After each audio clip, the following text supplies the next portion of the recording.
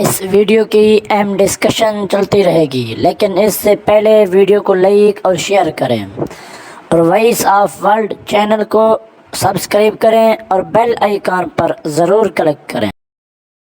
بسم اللہ الرحمن الرحیم۔ السلام علیکم۔ فائنلی افغانستان میں جو ختم ہو گئی تھی جنگ، اس کو دوبارہ شروع کرنے کی پہلی کوشش امریکہ کی جانب سے کر دی گئی ہے۔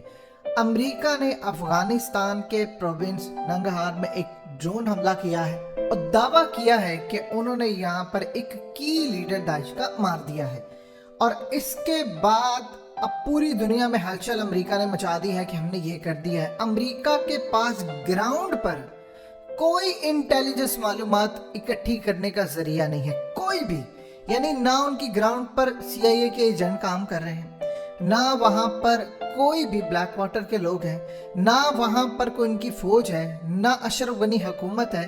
ان کو کچھ نہیں پتا کہ یہاں پر کون تھا، کیا تھا، کس کو ڈرون مارا، کچھ نہیں۔ بس انہوں نے اعلان کر دیا۔ حالیہ امریکہ کے ایک پائلٹ نے ایک ویڈیو جاری کی اور بس ساری دنیا نے دیکھی، لیکن جو کہ افغانستان کا ٹیک اوور تھا تو پوری دنیا کے اندر اس پر گفتگو نہیں کی گئی۔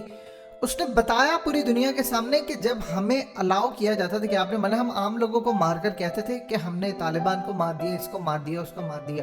اب اس پر صورتحال یہ ہے کہ افغان طالبان اس وقت ہے شدید غصے میں۔ ابھی ان کا آنا ہے ریاکشن، اور بڑا شدید ریاکشن۔ انہوں نے اس وقت انٹرنلی جو ڈسکشن ہو رہی ہے، اپنی جو کی لیڈرشپ ہے ان کو انڈر گراؤنڈ کر دیا ہے، ان کو سیف جگہ پر پہنچا دیا ہے کہ امریکہ اس پورے کھیل کے اندر اگر کسی جگہ سے کوئی ڈرون مار دے اور نیچے کوئی افغان طالبان کی لیڈرشپ کا کوئی بندہ نیچے مارا جاتا ہے، اور امریکہ بعد میں کہہ دے کہ جی ہم نے تو داعش کا مارا ہے، وہ ساتھ پتہ چلے کہ افغان طالبان کا لیڈر تھا، اور یہ کہہ دے کہ اچھا دیکھو اب افغان طالبان کی جانب سے بات کہی جائے کہ ہمارا بندہ انہوں نے مار دیا، یا کوئی ایسی صورتحال ہوگی، تو وہ یہ کہہ دیں کہ دیکھیے جی اصل میں ہم تو مارنے گئے تھے داعش کو، اگر وہ وہاں پر موجود ہے اس کا مطلب یہ دونوں مل کر کام کر رہے ہیں۔ تو امریکہ کے ڈبل گیم ساری دنیا کے سامنے ہے۔ اسی لیے افغان طالبان نے کہا ہے کہ اب دوحہ معاہدے کے خلاف ورزی، انہوں نے امریکہ کو وارن کیا تھا کہ اگر ڈرون سٹرائک ہوتا ہے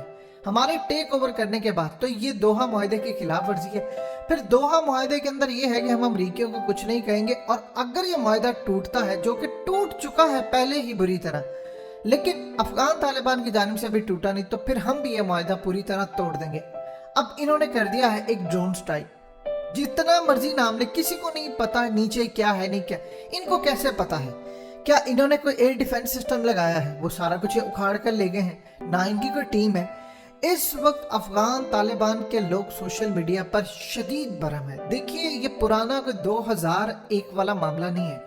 ان کے کی لیڈران کے ساتھ لوگ سیلفیاں لیتے ہیں، وہ منظر عام پر آتے ہیں، ان کی پوری ٹیمیں کام کر رہی ہیں سوشل میڈیا پر۔ ان کو کئی جگہ پر آلریڈی بین بھی کیا ہے، لیکن وہ کنٹینیوسلی اپڈیٹ دے رہے ہیں۔ تو یہاں پر جو صورتحال ہے، ابھی سارے ان کے سوشل میڈیا پر جتنے لوگ ہیں وہ سارے گفتگو کر رہے ہیں، بات چیت کر رہے ہیں، اور ان کا ایک ریاکشن آنا ہے۔ اب اس کے بعد اپنی سرزمین دیکھیں، اصل میں صورتحال یہ ہوئی ہے، جو اب لیٹسٹ اپڈیٹ ہے اس کو سمجھ لیں۔ افغان طالبان نے جو ان کی بدری کمانڈوز ہیں، ان کی ایک خاص طور پر ایک ہوتا ہے پورے کمانڈوز تیار ہو جانا، ایک ان کے انڈر جو تربیت یافتہ ہوتے ہیں، ممبرز ہوتے ہیں۔ یہ جو خاص طور پر کابل ایئرپورٹ پر حملہ ہوا ہے، اس میں ان کے 28 کے قریب لوگ جو وہاں پر ڈیوٹی دے رہے تھے، چاہے وہ خفیہ طور پر، اعلانیہ طور پر، وہ بھی جان سے گئے ہیں۔ تو اس پورے کھیل میں انہوں نے فوری طور پر کابل کی سیکیورٹی کو ٹیک اوور تو کر لیا ہے، لیکن صورتحال ہے بہت زیادہ خطرناک ہے۔ امریکہ نے اب سٹرائک کر دی، یعنی امریکہ اب کیا چاہ رہا ہے کہ وہاں پر دیکھیں، حامد کرزئی نے کیا کہا تھا 2017 کے اندر، 2018 میں بھی وہ ریپیٹ کرتے رہے کہ امریکہ ایک تو داعش کو سپورٹ کرتا ہے، یعنی وہ ڈبل گیم گیا تھا۔ جس طرح ٹی ٹی پی کو امریکہ سپورٹ بھی کر رہا ہے، ساتھ ساتھ پھر اس کے اوپر ایک ڈرون حملہ بھی کر دیتا ہے پاکستان کے اندر، یہ وہ تو ان کے اندر جو رینکس کے لوگ ہیں پھر وہ کہتے ہیں کہ ہم نے بدلہ لینا ہے۔ اب یہ جو صورتحال سامنے آئی ہے، طالبان نے ان کے لوگوں کو پکڑ لیا، لیکن یہاں پر معاملہ بہت زیادہ بگڑ چکا ہے کہ اب افغان طالبان کا ریاکشن کیا ہوگا، کیونکہ امریکہ کو انہوں نے کہا تھا کہ ہماری مرضی کے بغیر تم کچھ نہیں کرو گے، اور امریکہ نے ان کی مرضی کے بغیر کر دیا ہے۔ آپ دیکھیں امریکہ کے اندر کوئی حملہ آور ہو یا کسی جگہ پر ہو، کیا अफगान तालिबान अपना ड्रोन या कोई चीज भेजकर वहां पर हमला कर सकते हैं? जब वो नहीं कर सकते तो आपने एक मुआहदा किया है, तो आप उसकी खिलाफ वर्जी कैसे कर सकते हैं? ये देखिए, एक चीज आप समझ लीजिए, काबुल एयरपोर्ट पर हमले का फायदा अभी तक किसको है? नुकसान है सारे का सारा अफगान तालिबान को, उनके लोग भी मारे गए हैं। फायदा किसका है? अमेरिका ने जिन अफगानियों को लेकर जाना था, अब उनको कराची के अंदर 35 से 40 हजार लोग पाकिस्तान के साथ मामला तय करके 1 महीने के लिए, अभी तो उन्होंने 1 महीने का है, हो सकता है बाद में वो 6 महीने कर दे, साल कर दे, वो खर्चा जरूर दें कि जी यहाँ पर रखना करना ये वो। जिन लोगों को अमेरिका लेकर जाना था उन्होंने पाकिस्तान उनको दे दिया। अब वो उनके सीक्रेटली रिपब्लिकन के और डेमोक्रेट्स के लोग काबुल आए, उन्होंने आकर पूरी ग्राउंड रिपोर्ट देखी और उसके बाद उन्होंने वहां पर जाकर बताया कि ऐसा सूरत हाल क्या। उन्होंने कहा इम्पॉसिबल है कि हम 31 अगस्त तक यहाँ से निकले। अब 31 अगस्त आने में सिर्फ 2-3 दिन रह गए हैं, तो उसके बाद अफगान तालिबान के साथ मामला, और ये दुनिया को फिर कह देना कि जी यहाँ पर तो छुपे हैं। यानी अफगान तालिबान ने अगर ये कह दिया कि अगर अमेरिका ने स्ट्राइक किया तो हम उनका ड्रोन गिरा देंगे, तो फिर सूरत हाल क्या होगी? वो चाइना से मदद लेंगे, वो रशिया से लेंगे।